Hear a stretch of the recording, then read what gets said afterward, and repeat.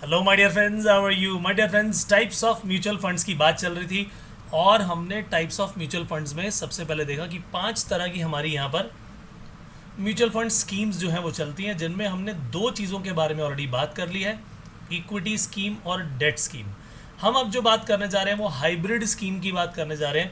Equity scheme में 11 categories पढ़ चुके हैं, डेट स्कीम में हम 16 सब कैटेगरी पढ़ चुके हैं, 11 सब कैटेगरीज 16 सब कैटेगरीज, और हाइब्रिड में हमारे पास 6 सब कैटेगरीज होंगी, राइट। तो ये लीजिए, इक्विटी सारा खत्म हो चुका है, ऑलरेडी इसका डिस्कशन हो गया।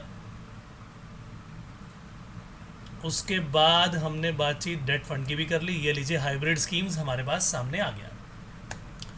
हाइब्रिड का मतलब जैसे कि मैंने आपको बताया था कि इक्विटी और डेट दोनों का मिक्सचर बनेगा, ठीक है।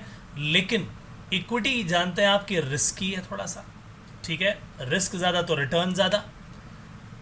और एक होता है डेट, जो कि ज़रा सेफ गेम है। तो अगर मैं कहूँ कि हमें इक्विटी और डेट का मिक्स देखना है, ठीक है जी, एक तरफ इक्विटी और दूसरी तरफ डेट। तो जब इक्विटी की बात करेंगे तो इक्विटी से रिलेटेड जो भी चीज़ें हैं वो भी आ जाएंगी, और डेट की बात करेंगे तो मनी मार्केट इंस्ट्रूमेंट्स वो भी आ जाएंगे। लेकिन हम कहते हैं जब इन दोनों का मिक्स है तो ज़रूरी थोड़ी है कि दोनों बराबर बराबर हो। इट इज़ नॉट नेसेसरी बराबर बराबर हो। तो जब आप देखोगे कि इक्विटी काफ़ी ज़्यादा है लेकिन डेट कम लगा है, या फिर इक्विटी कम है और डेट काफ़ी ज़्यादा है, या फिर दोनों ही लगभग बराबर बराबर हैं, ठीक है ना, तो ऐसी सिचुएशन में हमारा ये जो हाइब्रिड नेचर है, ये हाइब्रिड फंड का जो नेचर है थोड़ा तो बदलेगा। बोलिए यस और नो। तो हाइब्रिड फंड की जब मैं बात करूंगा तो मेरे पास उसमें इक्विटी और मेरे पास डेट दोनों चीज़ें आ गई। लेकिन मैंने ये कहा कि भाई पहली बात ये कि जब इक्विटी काफ़ी ज़्यादा है तो इसका मतलब आप एग्रेसिव गेम खेल रहे हो, यानी इक्विटी का जो प्रोपोर्शन है वो आपका ज़्यादा है, तो इसका मतलब एग्रेशन है। यानी ये एक तरह से एग्रेसिव हाइब्रिड फंड बन गया।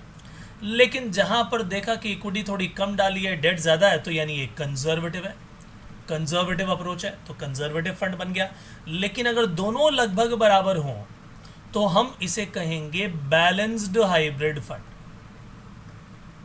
अच्छा, एक बात ध्यान रखिए कि किसी भी एएमसी की बात, म्यूचुअल फंड की बात करें, तो या तो वो एग्रेसिव और या फिर बैलेंस्ड, दोनों में से एक चीज़ को चलाएगा, ठीक है ना, दोनों में से एक चीज़ को चलाएगा, या तो बैलेंस्ड या फिर एग्रेसिव फंड।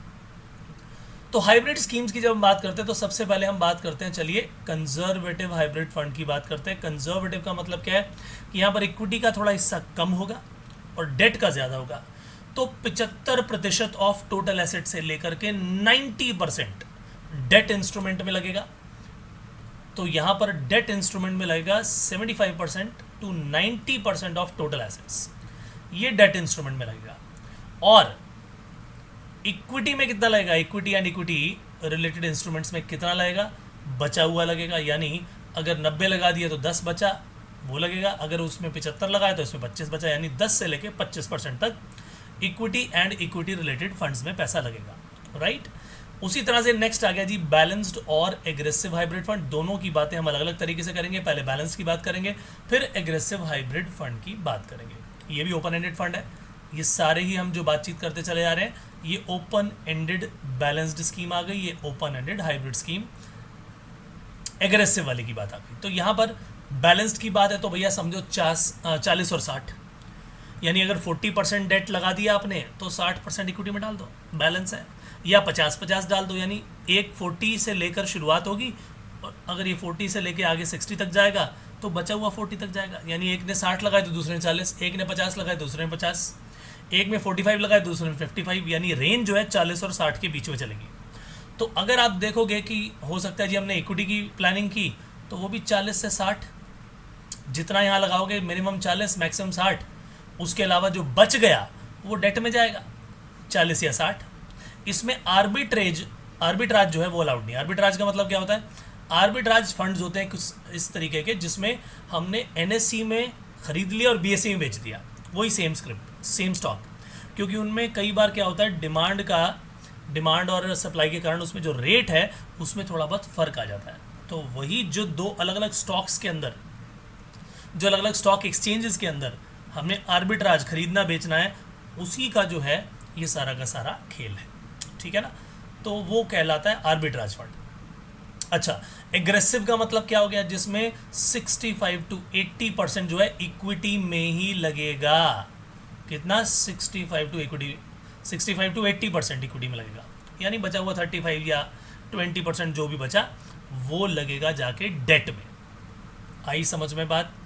तो यहाँ पर सिचुएशन क्या हो गई, डेट इंस्ट्रूमेंट में बचा हुआ पैसा यहाँ पर लगा दिया जाएगा, इन्वेस्टमेंट कर दी जाएगी 20 से लेकर 35% की। ठीक है, क्या ये बात क्लियर हुई सभी को? तो जो म्यूचुअल फंड्स हैं in India, they are permitted to offer either aggressive और बैलेंस्ड फंड, ठीक है ना।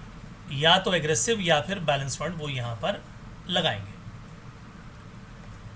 चलिए, फिर आती है बात डायनेमिक एसेट एलोकेशन और बैलेंस्ड एडवांटेज फंड। अब यहां पर क्या सिचुएशन है कि डायनेमिकली वो चेंज होता रहेगा। तो आपने देखा कि हाँ कुछ इक्विटी में है, कुछ डेट में है, लेकिन परसेंटेज डिफाइन नहीं की। जैसी जहाँ सिचुएशन होगी, जैसी मार्केट के अंदर सिचुएशन होगी, हम उसी हिसाब से कभी इक्विटी में ज़्यादा कर देंगे तो कभी डेट में ज़्यादा करेंगे, यानी ये मैनेज किया जाएगा डायनामिकली। इसमें कोई लिमिट यहाँ पर नहीं है कि मैं इक्विटी में ज़्यादा लगाऊँ या डेट में ज़्यादा लगाऊँ, अपनी मर्जी है। ये कहलाएगा डायनेमिक एसेट। एक आता है मल्टी एसेट। मल्टी एसेट का मतलब क्या होता है, जिसके अंदर मान लीजिए इक्विटी भी आ गया, डेट भी आ गया, आपका गोल्ड भी आ गया, कोई और जगह इन्वेस्टमेंट आ गई, यानी मल्टीपल एसेट हो गए। तो मिनिमम इसमें 3 तरह के एसेट चाहिए। 3 तरह के एसेट क्लास मान लीजिए, इन तीनों में 10-10% तो मिनिमम लगना ही लगना है। बाकी आप जहां मर्जी लगाओ। जिस चीज़ को भी आपने बोल दिया कि हम मल्टी एसेट बना रहे हैं, तो मिनिमम 3 तो आपको लेकर आने ही होंगे। 3 एसेट क्लास लेकर आने होंगे और उन तीनों में आपको लगाना पड़ेगा minimum 10%, minimum 10% in each of the asset class. Foreign securities जो है, इसके अंदर जो है हम इसे सेपरेट एसेट नहीं बोलते। कहीं आप सोचो कि फॉरेन एसेट में लगा दिया, ना, that is not a separate asset. वो भी एक तरह का इक्विटी ही है, करेक्ट। या किसी भी फॉरेन एसेट में लगाया तो उसका नेचर तो सेम ही रहेगा, या इक्विटी में लगाओगे, या डेट में लगाओगे, या गोल्ड में लगाओगे, राइट। तो इसीलिए हम क्या कहते हैं, इसीलिए हम कहते हैं कि जो यहाँ पर जो सिक्योरिटीज़ हमने ली, फॉरेन सिक्योरिटीज़ ली, तो भैया वो जो नाम है वो नाम ही रहेंगे। ये नहीं बोल सकते जी हमने तो दूसरे विदेश में लगा दिया इसीलिए वो अलग तरह का एसेट क्लास बन गया। No, it is not like that. फिर आ गया आर्बिट्राज फंड। जैसा कि मैंने आपको बताया था कि हमने एक मिनिमम इन्वेस्टमेंट जो है किस में कर दी, 65% ऑफ टोटल एसेट। ऐसी फंड में, ऐसी इन्वेस्टमेंट किस में, इक्विटी और इक्विटी रिलेटेड में, जहां पर हमने आर्बिट्राज अपॉर्चुनिटीज को ढूंढना शुरू कर दिया। एक जगह खरीदा और दूसरी जगह बेच दिया, समझे मेरी बात? ये कहलाता है आर्बिट्राज फंड। इस पे लगातार काम होता रहता है। फिर आती है जी इक्विटी सेविंग्स की बात।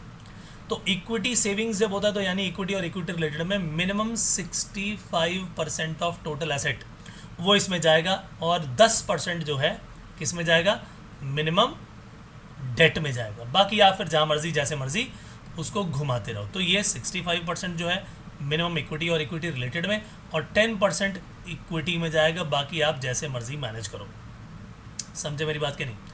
अच्छा, जो भी आपकी हेजिंग की सिचुएशन है, हेजिंग का मतलब होता है कि हमने लॉस को, रिस्क ऑफ लॉस को रिड्यूस करने के लिए कुछ काम करना। तो उसमें सारी की सारी बातें जो है वो आप बताओगे कि हम डिफेंसिव प्ले करेंगे या कैसे करेंगे, ठीक है। वो आप अपने जो आपका स्कीम डॉक्यूमेंट है वो SID में आप बता दोगे, ठीक है। स्कीम इन्फॉर्मेशन दी जाती है उसके अंदर, उस डॉक्यूमेंट में आपको सारी बातें एक्सप्लेन करनी पड़ेंगी कि हम यहाँ पर किस तरीके से फंड्स का एलोकेशन करने वाले हैं। और ये बात तो हर एक फंड के लिए ठीक है, जो भी नाम आप बताएंगे आपको वो जो प्राइमरी उसका थॉट है, जो प्राइमरी उसका ऑब्जेक्टिव है, वो तो यहाँ पर लिखना ही पड़ेगा। वो डिटेल हमेशा पहले ही बतानी पड़ती है।